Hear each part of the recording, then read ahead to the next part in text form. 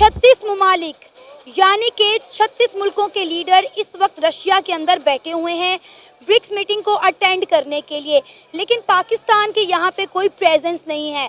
हालांकि पाकिस्तान ने BRICS meeting के लिए अप्लाई भी किया था, लेकिन पाकिस्तान के इस एप्लीकेशन को एक्सेप्ट नहीं किया गया।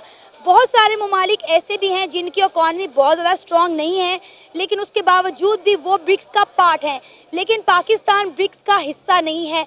क्या पुतिन डरते हैं कि इंडिया के प्राइम मिनिस्टर नरेंद्र मोदी नाराज़ ना हो जाएं, क्योंकि रशिया के लिए इस वक्त इंडिया के prime minister Narendra Modi important है, ना कि शहबाज शरीफ। ब्रिक्स के जो मेन मोटिव्स है ना, वो पहला ये है कि वेस्टर्न इन्फ्लुएंस को काउंटर करना, दूसरा ये है कि दुनिया में इनइक्वल डिस्ट्रीब्यूशन ऑफ वेल्थ जो है उसको काउंटर करना, कि न्यू कंट्रीज़ को प्लेटफॉर्म देना कि वो भी मर्ज करें। ठीक है, हमने देखा कि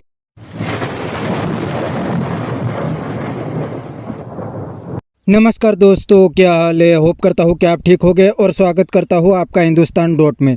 दोस्तों, पाकिस्तान चाइना को अपना सबसे बड़ा दोस्त मानता है और कहता है कि चाइना के साथ हमारी शुगर से मीठी और हिमालय से ऊंची दोस्ती है। लेकिन दोस्तों, अब चाइना ने पाकिस्तान को धोखा दे दिया है, क्योंकि ब्रिक्स में टोटल 36 मेंबर को इन्वाइट किया गया था, उसमें पाकिस्तान नहीं था। तो पाकिस्तान को भी अपनी औकात का पता लग गया होगा, क्योंकि चाइना भी अब पाकिस्तान को नहीं बुलाता। चाइना को पाकिस्तान अपना सबसे बड़ा दोस्त मानता है। तो दोस्तों, वीडियो में आगे देखते हैं इस बात पे पाकिस्तानी पब्लिक के रिएक्शन। अगर आप नए हैं तो चैनल को सब्सक्राइब कर लीजिए और वीडियो को अंत तक देखें। इस वक्त रशिया जो है ब्रिक्स मीटिंग को होस्ट कर रहा है। 36 कंट्रीज जो हैं वहाँ पे पहुँच चुकी हैं ब्रिक्स को अटेंड करने के लिए, लेकिन अनफॉर्चुनेटली पाकिस्तान इसका पार्ट नहीं है। पाकिस्तान ने अप्लाई भी किया था, लेकिन पाकिस्तान को जो है वो अलाउ नहीं किया गया, इसका हिस्सा नहीं बनाया गया। नो डाउट पाकिस्तान जो है एज अ ऑब्जर्वर वहाँ पे मौजूद है, लेकिन ब्रिक्स का पार्ट नहीं है। क्या कहना चाहेंगे, कुछ ऐसी भी कंट्रीज़ हैं जो इकॉनमी वाइज इतनी स्ट्रॉन्ग नहीं है। इवन कि अगर हम बात करें तो ब्रिक्स में जो है 5 फॉर्मल कंट्रीज़ को ऐड किया गया है, लेकिन पाकिस्तान इसका हिस्सा नहीं है। इंडिया ने ये चीज़ G20 में भी की थी। क्या कहना चाहेंगे? मेरे ख्याल से ब्रिक्स के जो मेन मोटिव्स है ना, वो पहला ये है कि वेस्टर्न इन्फ्लुएंस को काउंटर करना, दूसरा ये है कि दुनिया में इनइक्वल डिस्ट्रीब्यूशन ऑफ वेल्थ जो है उसको काउंटर करना, कि न्यू कंट्रीज़ को प्लेटफॉर्म देना कि वो भी मर्ज करें। ठीक है, हमने देखा कि पूरा यूरोप जो है ना ग्लोबल मार्केट बन गया है, सारे डेवलप्ड कंट्रीज़ हैं। और अगर एशिया की बात की जाए तो यहाँ पे मतलब अफ्रीका की बात की जाए तो यहाँ पे काफ़ी अनइवन सा चेंज देखने को मिलता है।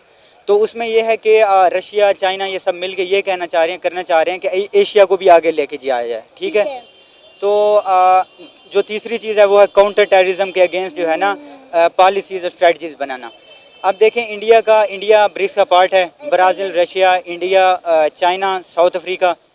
तो उसमें इंडिया का कंसर्न है कि पाकिस्तान जो है क्रॉस बॉर्डर टेररिज्म करता है। तो इस वजह से हम ये अनएक्सेप्टेबल है कि जब एक ऑर्गेनाइजेशन का मकसद ही काउंटर टेररिज्म है और एक कंट्री को दूसरे कंट्री से ये कंसर्न हो तो वो उसे पार्ट नहीं बनने देगा। बिल्कुल ऐसा ही। आपको याद होगा जब जून में चाइना ने ब्रिक्स को होस्ट किया था तो चाइना ने पाकिस्तान को इनवाइट किया था और इंडिया ने वीटो कर दिया था, यही कह के कि वो मुल्क जो हमारे मुल्क में आके दहशतगर्दी करे और हमारे लोगों को मारे, हम उनके साथ एक टेबल पे नहीं बैठ सकते। और आप देखें कि ब्रिक्स में आपने कहा कि दहशतगर्दी को काउंटर करने के लिए जो है काम किया जा रहा है, इस पर बात की जा रही है।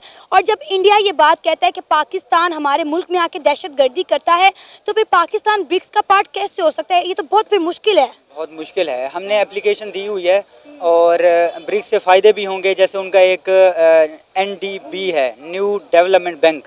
ठीक है, उसके जो शेयर कैपिटल है कोई $100 बिलियन के रिजर्व्स हैं। ठीक है, तो कर्ज़े भी फराम करते हैं न्यू मार्केट्स को, इमर्जिंग जो इकोनॉमीज़ ऑफ द वर्ल्ड हैं उनको प्लेटफॉर्म देना। ठीक है, फैसिलिटेट करना। ठीक है, उनके लिए मतलब कोटा सेट करना। ठीक है, ये काफ़ी कंट्रीज़ हैं। ब्रिक्स की अगर बात की जाए तो ये 30% ऑफ वर्ल्ड GDP है, 40% ऑफ पॉपुलेशन है, कोई 32% एरिया के हिसाब से हो जाता है। तो बहुत बड़ी मार्केट है। जो भी कंट्रीज़ में इंक्लूड होगा उनको फ़ायदे होंगे। रही बात पाकिस्तान की, तो हाँ ऑब्वियसली IMF ने भी यही कंसर्न किए थे कि यहाँ पे टेररिज्म होती है। ठीक है, अगर पैसे का देखा जाए तो फाइनेंस कौन कर रहा है ये नहीं पता चल रहा होता।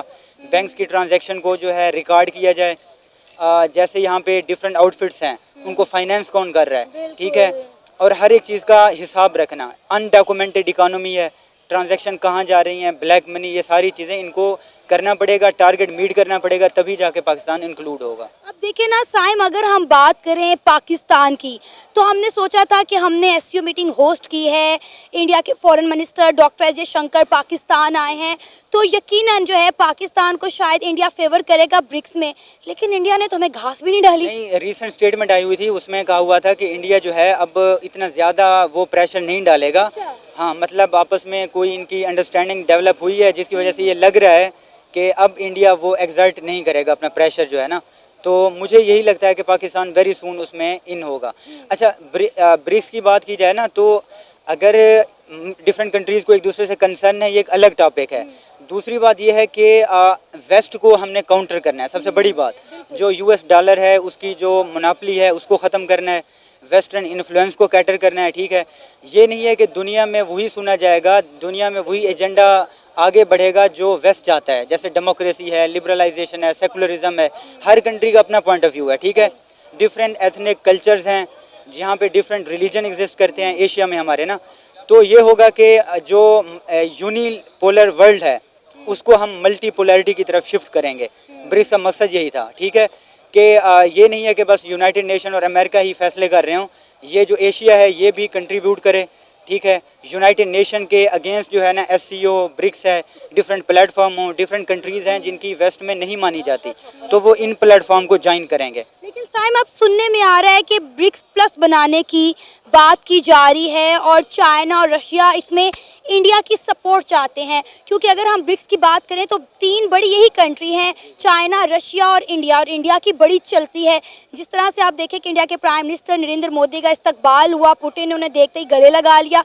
सोशल मीडिया पे आप देखेंगे उनकी पिक्चर्स कितनी वायरल हो रही हैं, और कुछ लोग तो ये भी कह रहे हैं कि रशिया ने पाकिस्तान को इसलिए अलाउ नहीं किया क्योंकि पुतिन साहब नरेंद्र मोदी से डरते हैं। नहीं, ऐसा नहीं है, डरते नहीं है, वो देखा जाता है, इंटरेस्ट देखे जाते हैं, डिफरेंट रिजल्ट देखे जाते हैं। ये नहीं है कि जो भी कंट्री मुंह उठा के आए उसे ब्रिक्स में शामिल कर लो।